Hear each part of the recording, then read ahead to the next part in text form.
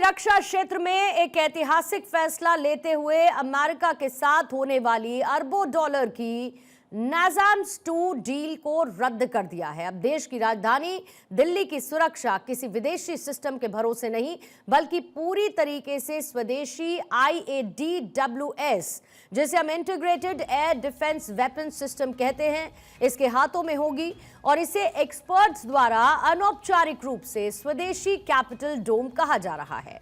अब इसके रद्द होने के पीछे के 3 बड़े कारण हैं।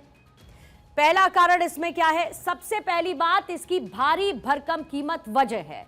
अमेरिका ने इस सिस्टम के लिए लगभग $1 बिलियन यानी कि करीब 8500 करोड़ रुपए की भारी कीमत मांगी थी। दूसरा बड़ा कारण, विदेशी निर्भरता का खतरा। यूक्रेन युद्ध ने यह सिखाया है कि युद्ध के समय अगर विदेशी सप्लायर ने पार्ट्स या फिर मिसाइलें देने से मना कर दिया तो पूरा का पूरा सिस्टम कबाड़ हो जाएगा। तीसरा बड़ा रीजन, महंगा सौदा। यूक्रेन में यह देखा गया कि $500 के सस्ते ड्रोन को गिराने के लिए $10 लाख की महंगी मिसाइलें दागनी पड़ रही हैं, जिससे स्टॉक जल्द ही खत्म हो जाता है और इसीलिए अमेरिकी डील को रद्द कर दिया गया है।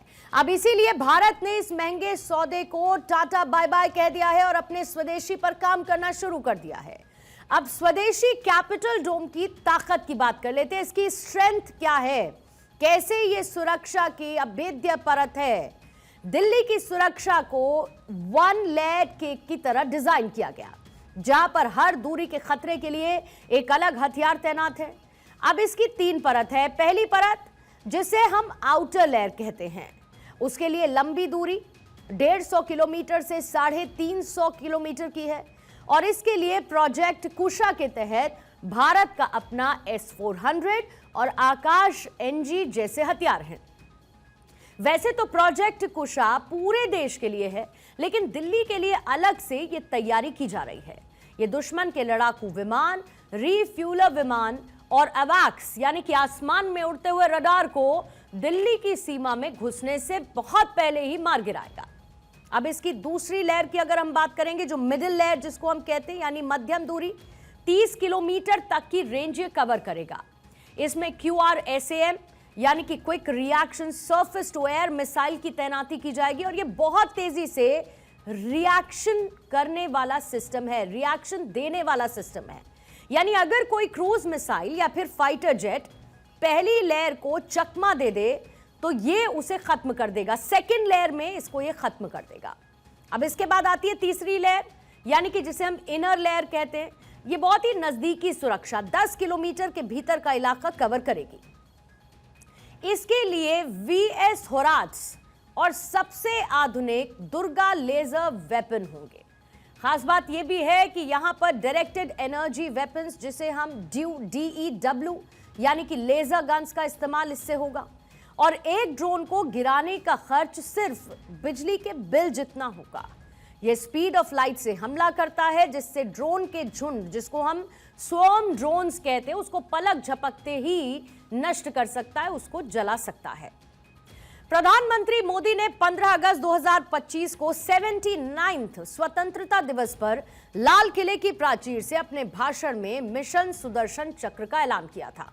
उन्होंने भगवान श्री कृष्ण के सुदर्शन चक्र से प्रेरणा लेकर कहा कि भारत ने उसी सुदर्शन चक्र की राह को चुना है। उन्होंने महाभारत का उदाहरण देते हुए बताया कि जैसे श्री कृष्ण ने सुदर्शन चक्र से सूर्य की किरणों को रोककर दिन में अंधेरा कर दिया था ताकि अर्जुन अपनी प्रतिज्ञा को पूरी कर सके, वैसे ही भारत अब अपनी राष्ट्रीय सुरक्षा के लिए अत्याधुनिक स्वदेशी सुरक्षा कवच को विकसित करेगा। प्रधानमंत्री मोदी ने कहा था कि अगले 10 सालों में यानी 2035 तक देश के सभी महत्वपूर्ण स्थल, आस्था के केंद्र, अस्पताल, रेलवे स्टेशन, सार्वजनिक जगह को राष्ट्रीय सुरक्षा कवच से ढक दिया जाएगा, कवर कर दिया जाएगा। यह मिशन सुदर्शन चक्र एक शक्तिशाली हथियार प्रणाली होगी जो कि दुश्मन के हमले को न्यूट्रलाइज कर देगी और कई गुना ज्यादा ताकत से काउंटर करेगी, पलटवार करेगी।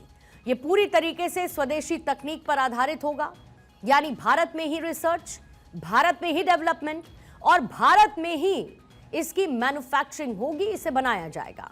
और इसीलिए शायद भारत अब विदेशी एयर डिफेंस सिस्टम जैसे कि नाज़ाम्स का महंगा आयात करने की बजाय स्वदेशी integrated air defence weapon system पर फोकस कर रहा है। स्वदेशी और विदेशी, अब दोनों में ही अगर हम कंपैरिजन कर लें तो ये कंपैरिजन आपको कैसा नजर आएगा?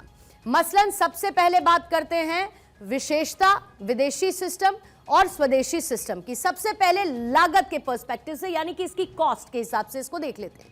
विदेशी सिस्टम एक तो बहुत महंगा होता है, स्वदेशी सिस्टम क्या है, बहुत ही किफायती और बड़े पैमाने पर इसका उत्पादन किया जा सकता है क्योंकि इसे यहीं पर बनाया जा रहा है।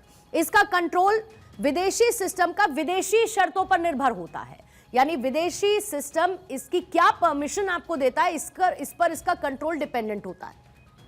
स्वदेशी सिस्टम पूरी तरीके से भारत के हाथों में होगा। अब अगर अपग्रेडेशन की बात करते हैं, यानी समय के साथ उसे और ज्यादा मॉडर्नाइज करने की बात करते हैं, तो जो विदेशी सिस्टम है उसके लिए आपको पहले परमिशन लेनी पड़ेगी। और स्वदेशी सिस्टम आप कभी भी अपडेट कर सकते हैं, अपग्रेड कर सकते हैं, इसके लिए आपको किसी सिस्टम की जरूरत है नहीं।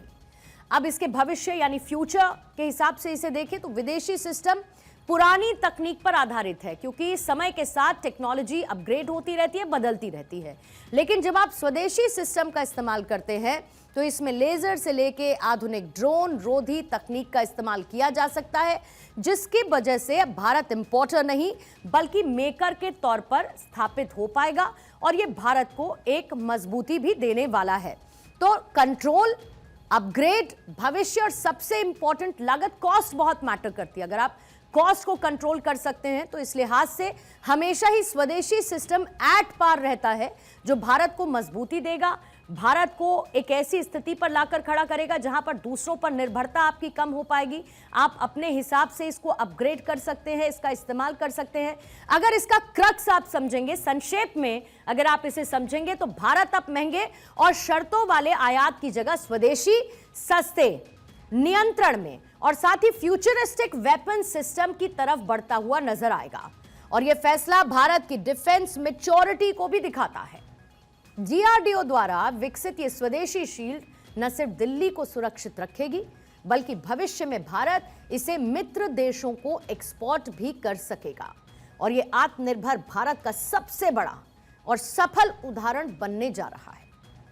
आप यह भी समझिए कि जहां पर प्रोजेक्ट कुशा पूरे देश की सुरक्षा का हिस्सा है और दिल्ली के लिए इसे विशेष रूप से इंटीग्रेट किया जा रहा है, ये एक बहुत महत्वपूर्ण और रणनीतिक बदलाव है और भारत ने न सिर्फ $1 बिलियन बचाए बल्कि अपनी सुरक्षा को सैंक्शन से भी मुक्त कर दिया है। और इसमें भी सटीक और टारगेटेड कार्रवाई की क्षमता होगी, यानी विद प्रिसिशन, जैसे कि सुदर्शन चक्र जहां पर जाता है वहीं काम करता, फिर उसके बाद वापस लौट आता अपना काम पूरा होने के बाद। प्रधानमंत्री मोदी ने कहा था कि हमने श्री कृष्ण से प्रेरणा लेकर उस सुदर्शन चक्र की राह को चुना है, यानी अगर दुश्मन दुस्साहस करेगा तो हमारा सुदर्शन चक्र उसे तबाह कर देगा। आज आपको प्रधानमंत्री मोदी के वही शब्द एक बार फिर से सुनने चाहिए। टेक्नोलॉजी के नए प्लेटफॉर्म द्वारा पूरी तरह सुरक्षा का कवच दिया जाएगा। ये सुरक्षा का कवच लगातार विस्तार होता जाए, देश का हर नागरिक सुरक्षित महसूस करे। किसी भी प्रकार की टेक्नोलॉजी हम पर वार करने आ जाए, हमारी टेक्नोलॉजी उससे बेहतर सिद्ध हो। और इसलिए आने वाले 10 साल 2035 तक में ये राष्ट्रीय सुरक्षा कवच का विस्तार करना चाहता हूं। भगवान श्री कृष्ण से प्रेरणा पाकर के हमने श्री कृष्ण का जो सुदर्शन चक्र था, उस सुदर्शन चक्र की राह को चुना है। अब देश सुदर्शन चक्र मिशन लॉन्च करेगा।